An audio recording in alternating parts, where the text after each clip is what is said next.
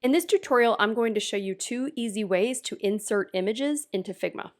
The first way is to simply locate the image on your computer in the Finder window and click and drag your image onto the artboard in Figma.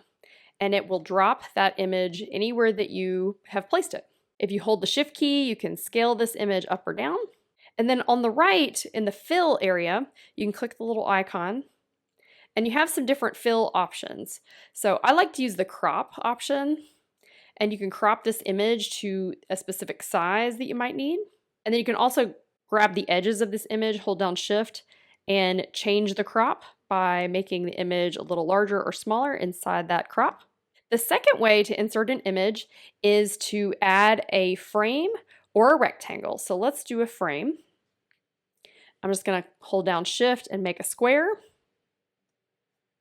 You can make this frame a specific size using the layout panel over here. So let's make it 400 pixels by 400 pixels.